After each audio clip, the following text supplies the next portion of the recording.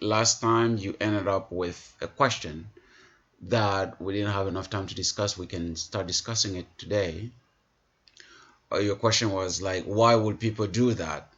I just wrote, why would people do that? And then I tried to think about what you were trying to ask. And I guess because we were talking about how the European developed their own, Asili and Otomoroho to set themselves apart, right? To position themselves as the superior race, as the superior people.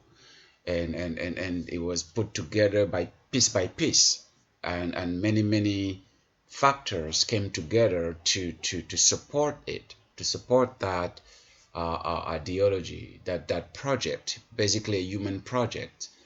And it was like academia, faith and religion, medicine, or any area, in human activity.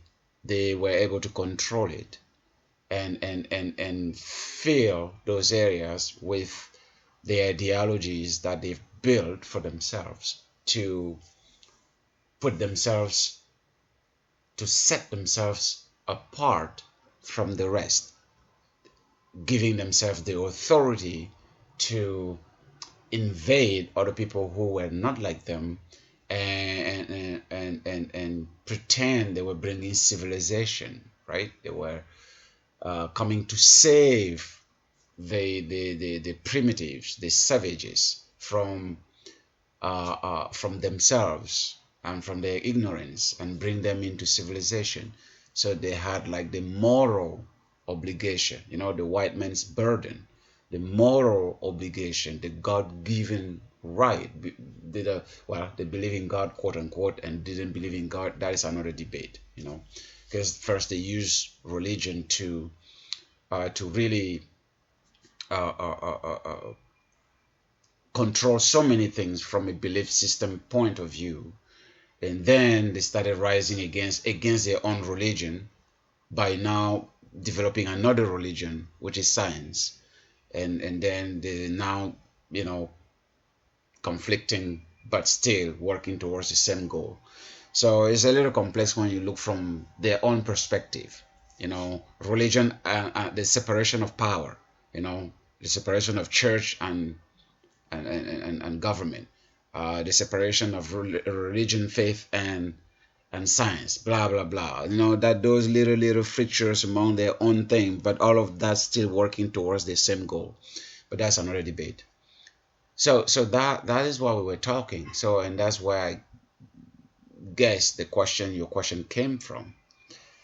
Like, why would they do that? Like, why would push people to treat other people like that, to develop themselves in those ways? And then the short answer I gave you then was, it's human nature.